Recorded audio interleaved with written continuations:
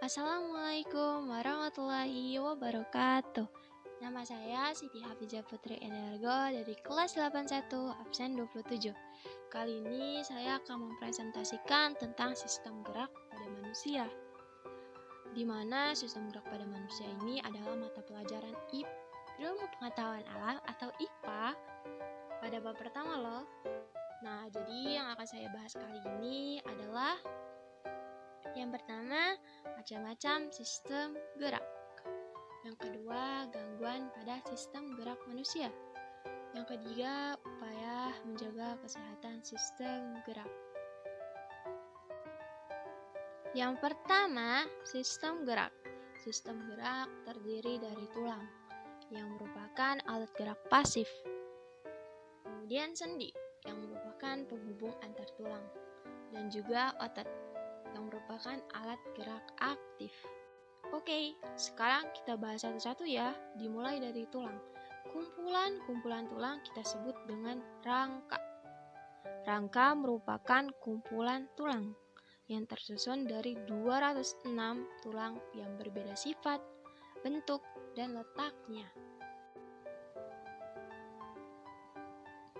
Kemudian fungsi rangka. 1. Yang pertama tentunya sebagai penegak untuk memberi bentuk, menahan, dan menegakkan tubuh. Yang kedua juga pelindung untuk melindungi organ-organ tubuh yang penting. Yang ketiga ada sebagai alat gerak pasif. Yang keempat sebagai tempat melekatnya otot langkah. Kemudian sebagai tempat pembentukan sel-sel darah. Dan yang keenam, sebagai tempat menyimpan mineral seperti kalsium, fosfat, dan magnesium. Nah, sekarang kita cek yuk. 206 tulang itu apa saja sih? Dan termasuk apa ya? Oke, jadi 206 tulang itu termasuk ke dalam tulang penyusun rangka yang terbagi menjadi 3 kelompok besar, yaitu 1. Tulang kepala atau tengkorak terbagi menjadi 2, yaitu kepala bagian depan dan kepala bagian belakang. Yang kedua, tulang rangka badan. Tulang rangka badan dibagi menjadi 4, yaitu tulang belakang. Tulang belakang terdapat 7 ruas tulang leher, 12 ruas tulang punggung, 5 ruas tulang pinggang, 5 ruas tulang kelangkang yang menyatu, dan 4 ruas tulang ekor yang menyatu. Lalu di bagian kedua adalah bagian tulang dada. Di tulang dada terdapat sepasang tulang rusuk sejati, 2 pasang tulang rusuk melayang, dan 3 pasang tulang rusuk palsu. Juga terdapat tulang dada hulu, tulang dada badan, dan tulang dada baju pendang.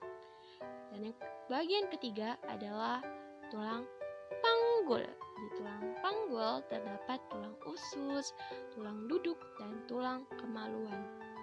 Dan bagian keempat atau bagian terakhir adalah tulang bahu. Di tulang bahu ini terdapat tulang selangka, tulang belikat, dan tulang lengan.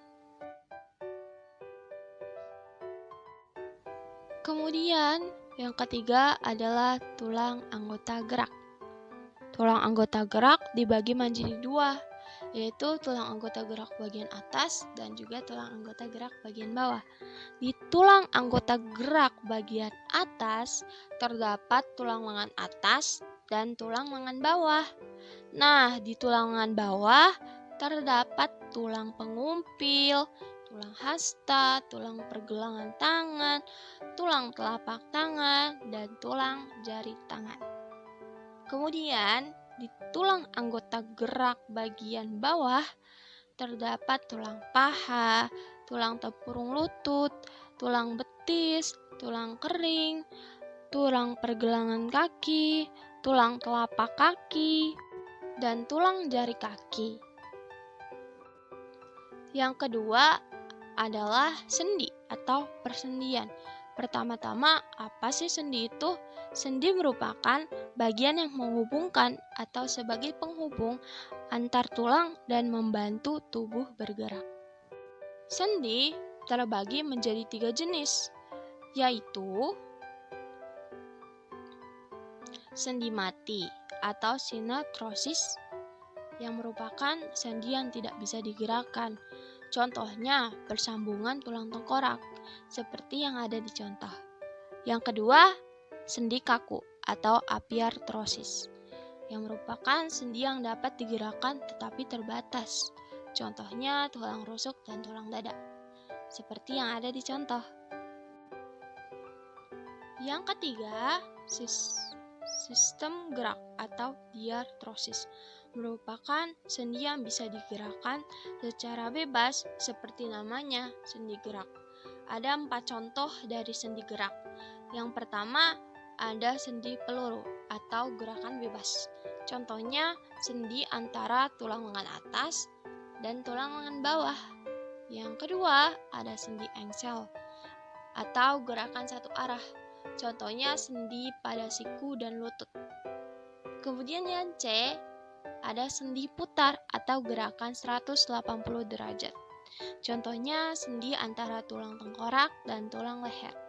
Dan yang terakhir ada sendi pelana, atau gerakan 2 arah. Contohnya sendi pada tulang pangkal ibu jari. Selanjutnya, yang ketiga ada otot. Otot merupakan penggerak bagian-bagian tubuh sehingga disebut alat gerak aktif. Ada 3 jenis otot. Yang pertama, otot urik. Ciri-ciri otot urik yang pertama, bentuknya memanjang atau silindris. Yang kedua, memiliki banyak inti sel. Yang ketiga, bekerja secara sadar. Yang kedua, ada otot polos. Ciri-ciri otot polos, bentuknya gelondong dan ujungnya runcing.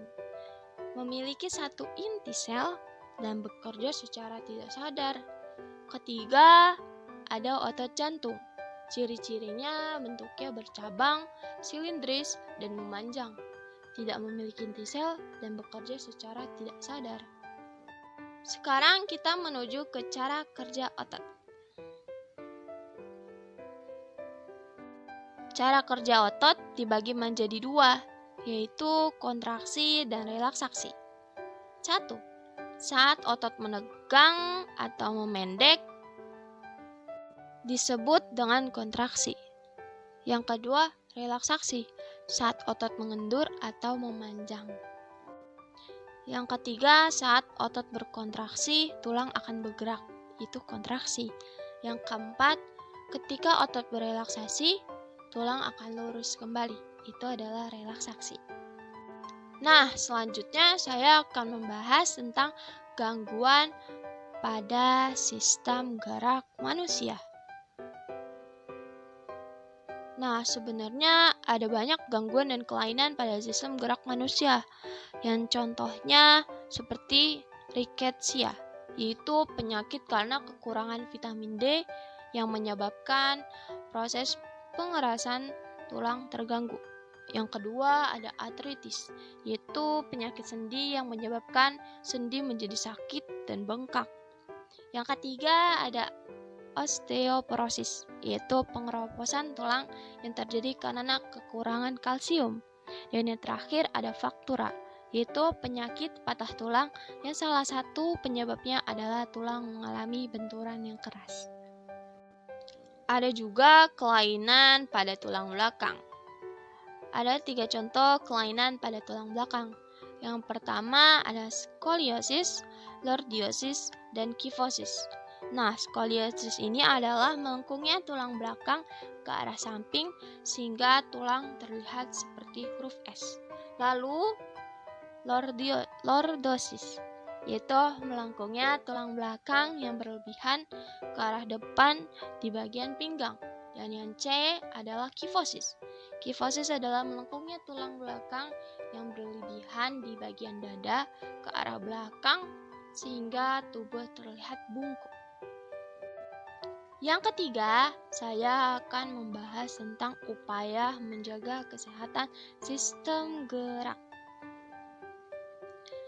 Ada beberapa upaya menjaga kesehatan sistem gerak kita. Yang pertama adalah berjemur. Berjemur di bawah sinar matahari pagi. Matahari yang pagi baik ada di sekitar jam 7 sampai jam 9. Ada juga yang mengatakan sampai jam 10. Berjemur sebaiknya sekitar 10 sampai 15 menit saja. Yang kedua ada vitamin D. Itu konsumsi vitamin D yang cukup. Vitamin D juga dapat diperoleh dari makanan seperti ikan, telur, maupun susu. Dan dapat juga diperoleh dari sinar matahari pagi. Selanjutnya adalah olahraga. Berolahragalah yang cukup dan teratur. Berolahraga dapat dilakukan setiap hari selama 30 menit dengan berolahraga ringan seperti jogging, bersepeda, dan lain-lain. Dan jangan lupa pemanasan terlebih dahulu, oke?